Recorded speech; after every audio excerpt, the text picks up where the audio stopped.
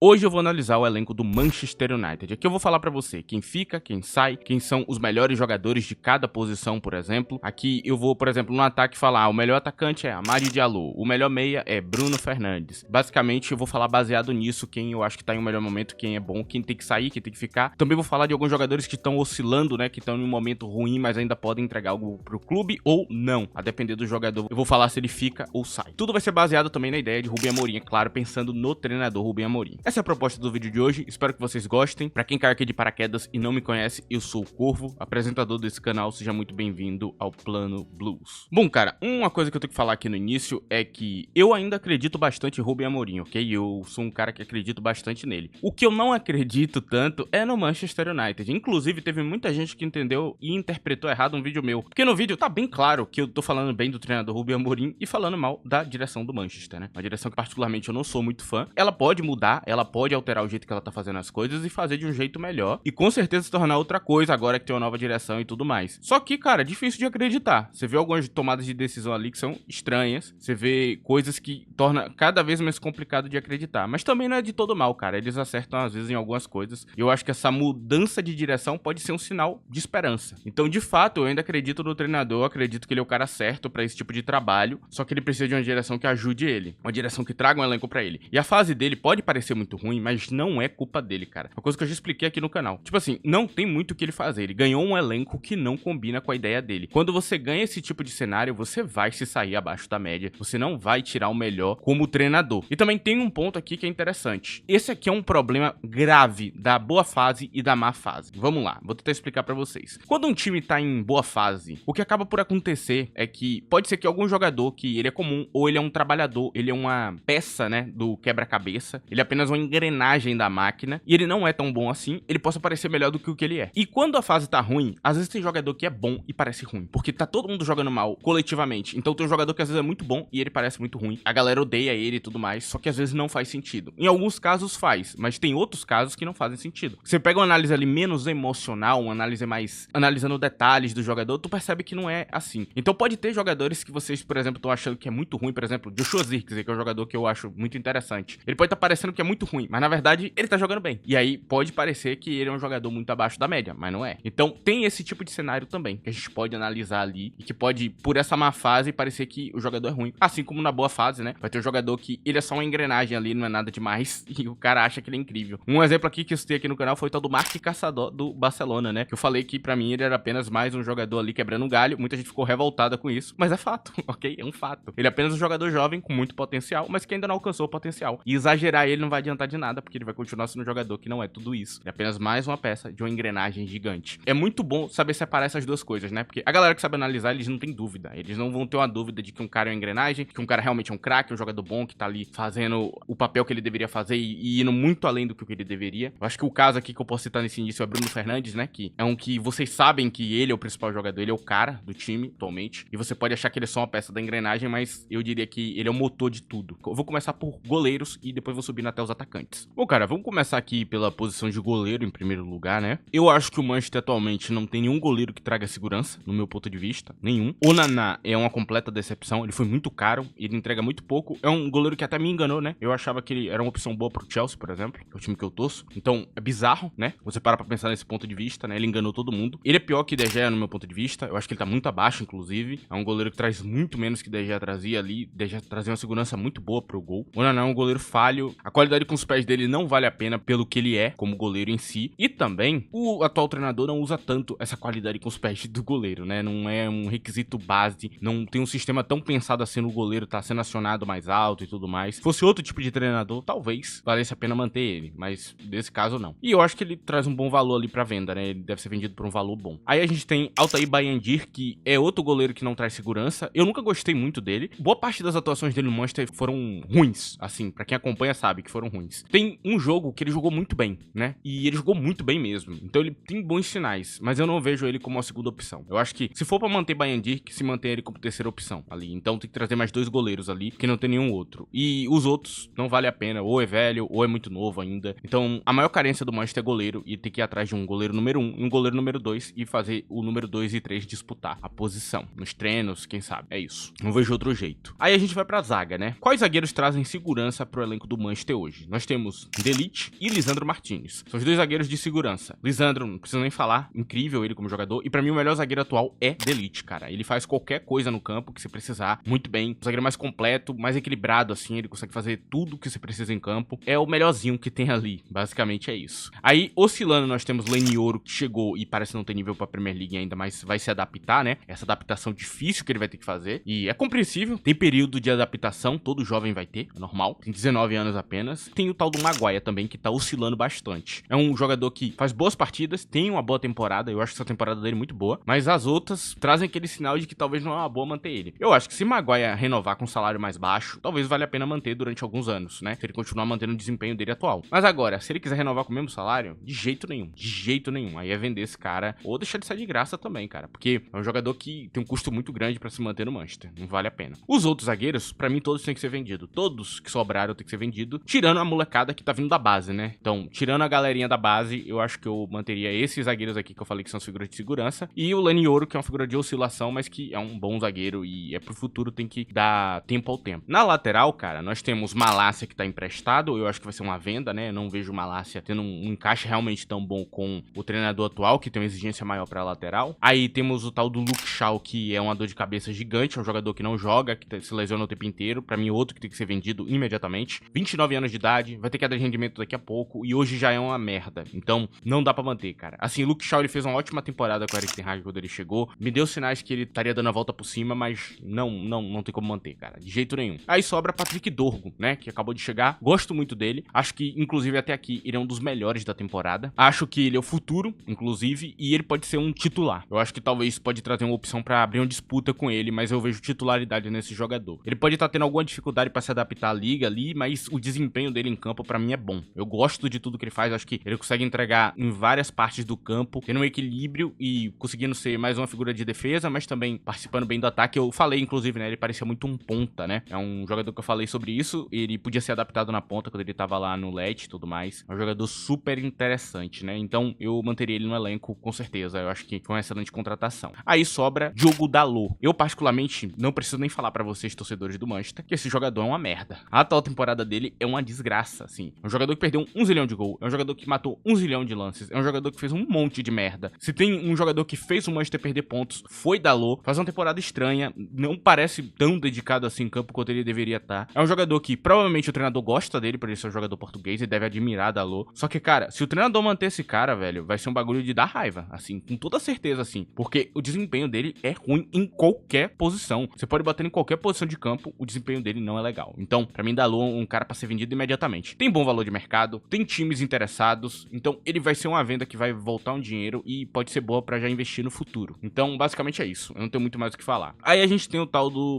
Mazraoui, cara, que pra mim ele é um milagre do Manchester. O Manchester contratou um jogador barato, tem um desempenho absurdo. Assim, eu não tenho o que falar de Mazraoui, ele é perfeito, ele consegue ser ofensivamente muito bom, ele consegue jogar mais posições que só lateral, pode jogar de um lado, pode jogar do outro. Ele no Bayern de Munique eu já gostava muito, né? No Ajax também eu achava ele um jogador de muita qualidade. Então, cara, ele é o cara. Ele é o cara do atual time do Manchester. Eu acho que ele é a figura de segurança ali da lateral que se manter. E ele também joga na zaga, né? Ele consegue ser um zagueiro também. E joga melhor que a maioria dos zagueiros do elenco. Então, cara, tiro o meu chapéu. Mazraoui é muito bom, cara. Assim, que achado, mano. Porque, assim, é difícil achar um cara tão completo por um valor tão baixo, né? O Manchester pagou muito pouco por ele. Então, cara, tô totalmente a favor desse cara continuar aí e ser uma das figuras principais do elenco. Aí, quando a gente vai pra posição de volante, tem o Gart. Ele é a figura de segurança daqui e a única que eu vou falar isso. Aí aqui a gente tem molecada da base que talvez ainda não tenha nível. A gente tem Casemiro oscilando bastante. Não se sabe o que se esperar dele da temporada. Tem jogos que ele é muito bom, tem jogos que ele é muito ruim. Tem jogos que ele é mediano. Ele tá oscilando demais. É um jogador que tem um alto salário pra o pouco que ele tá entregando no momento atual. Então eu particularmente não sou muito fã da continuidade dele, ok? Eu acho que é um jogador que tem que ir para a Arábia Saudita, pra outro lugar. Você tem que tentar recuperar uma grana com ele o mais rápido possível. Meu ponto de vista, pelo menos. Apesar de eu achar que em alguns momentos ele é o melhor do elenco, assim. Ele faz uns jogos assim maravilhosos. A não ser que ele ganhe regularidade até o fim da temporada, eu venderia ele. Aí a gente tem Kobbie Mainoo, que é um grande problema, porque aqui talvez alguns torcedores do Manchester fiquem bravos comigo. Eu não gosto muito dele, assim como jogador. Atualmente, eu acho que ele tem muito talento, ele tem um futuro brilhante pela frente, mas atualmente ele é um jogador estranho. Ele é um jogador que eu não sei que posição ele joga, eu não sei se ele é primeiro volante, não sei se ele é segundo volante, não sei se ele é meio atacante. Ele parece poder fazer muita coisa, mas nada muito bem. Então ele é muito equilibrado como jogador, só que ao mesmo tempo ele não tá definido. É um jogador que tem muitas possibilidades pra ir, muito talento, mas que não tá no lugar certo ainda. Então ele é um jogador que não dá pra contar. Não é um jogador que você vai pôr em campo e com 19 anos ele vai decidir um jogo. É um jogador que, com 19 anos, ele talvez mude o rumo de um jogo de maneira aleatória. Então ele vai fazer um gol ali difícil, só que não tem constância, não tem estabilidade no que ele tá fazendo. Então é um jogador que não dá pra contar como titular. A titularidade vem da regularidade e não da irregularidade, que é o que esse jogador é. Ele é totalmente irregular. Muito talento, mas falta muita coisa ainda pra ser titular de um time que nem o Manchester. E é um jogador que eu não sei o que esperar, cara. Talvez eles tenham que emprestar pra jogar em um clube pra se desenvolver e tudo mais, porque é estranho. Até aqui ele é um jogador estranho, no meu ponto de vista. Eu não sei o que falar dele, assim, tipo, porque é muita coisa que ele pode fazer e muita coisa que ele deixa de fazer. Então, sei lá, é um jogador que eu não vou entrar em muito detalhe. Agora, o resto, eu acho que eu venderia. Por exemplo, o Eriksen. Acabou já, mano. O Eriksen já deu, já. 33 anos, já não tá mais jogando tão bem. Pra mim é ir pra uma liga menor agora, vai pra Turquia, vai pra outro lugar. E aí a gente tem o volante Bruno Fernandes, que ele não é só volante, ele é tudo em campo, ele é todas as posições. Se desse pra clonar Bruno Fernandes e botar ele no time inteiro, na zaga, no ataque, nas laterais, seria o melhor elenco do mundo. Esse é o fato. Agora, não dá pra clonar Bruno Fernandes e botar ele em todo lugar, né? Botar ele nas duas posições de ataque, botar ele de 9, aí seria um time bom. E Bruno Fernandes, ele é um volante muito característico. Ele é extremamente criativo, ele entende exatamente o que o treinador precisa, executa muito bem. Ele é um jogador que, ele é o cara, mano. E já é há anos já que ele é esse cara todo, e nessa temporada, pra mim, ele tá mostrando um protagonismo absurdo. Então é um jogador, pra mim, que tem que continuar no Manchester. Maravilhoso. Aqui tem um jogador que, para mim, ainda tem um bom valor de mercado, tem times interessados, e agora a gente já vai pros atacantes, que é Mason Mount. Mason Mount, pra mim, é uma venda. Ali na casa dos 30 milhões de euros, provavelmente deve achar algum clube da Premier League que quer comprar ele. É um jogador que eu não manteria. Não tem condição física de continuar. Só se lesiona o tempo inteiro. É um jogador que eu gosto, ainda mais porque eu sou torcedor do Chelsea. Eu sei o que esse cara é capaz. Só que, cara, não dá.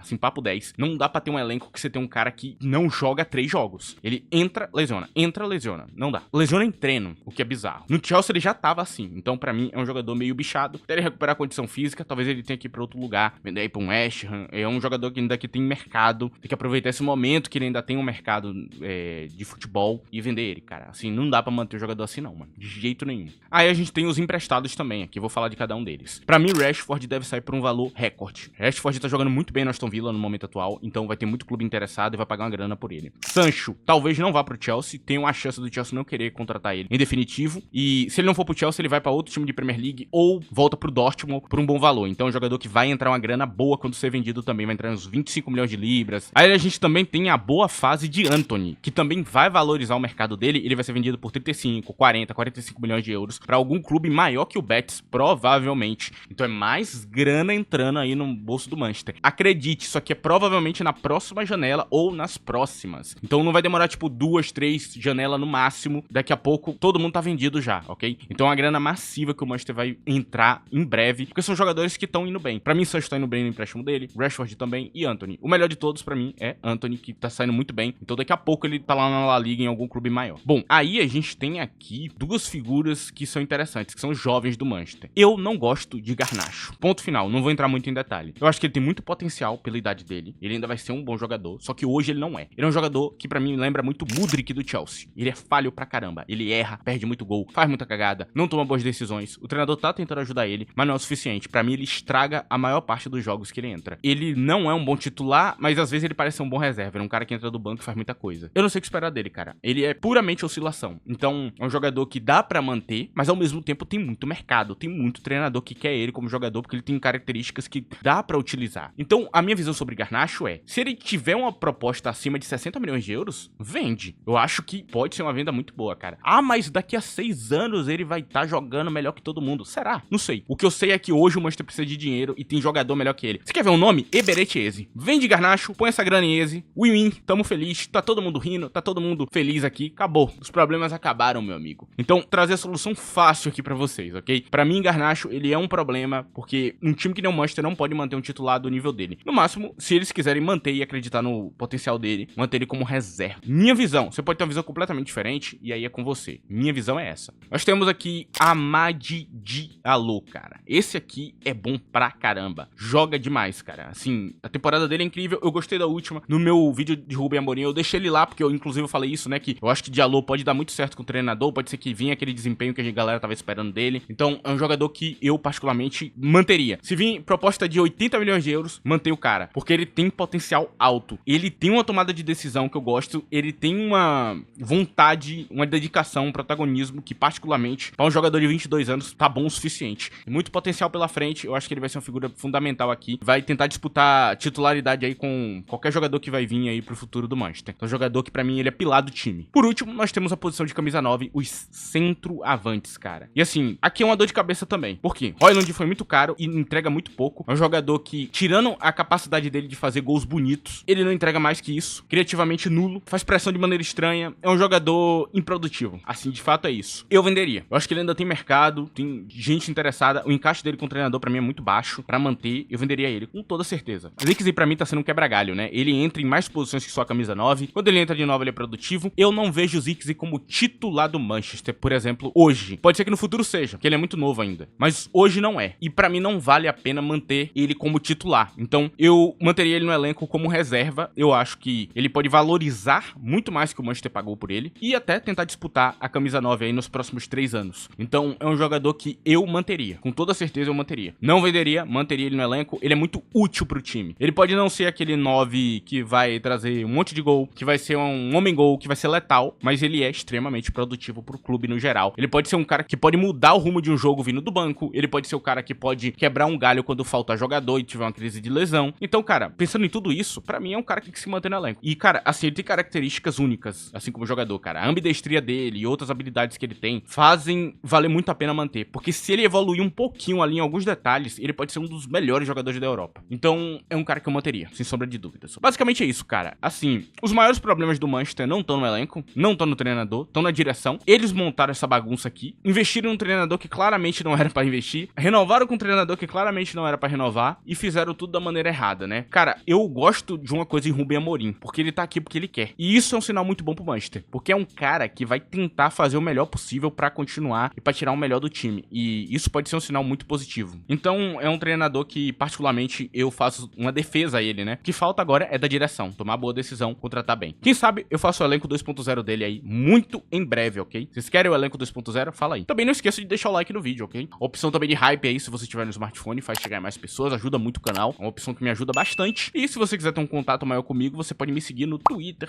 @ddcorvo, cara. Sim, um arroba bem fácil de achar, tá na tela aí meu perfil. Você me acha lá, eu comento futebol diariamente lá. Enfim, esse aqui é o vídeo de hoje. Pessoas de outras torcidas, se vocês quiserem também, e se eu acompanhar o time de vocês, eu posso fazer a mesma coisa no time de vocês. Basicamente é isso. Esse é o vídeo de hoje, espero que vocês tenham gostado. Obrigado pra quem chegou até aqui. Tchau.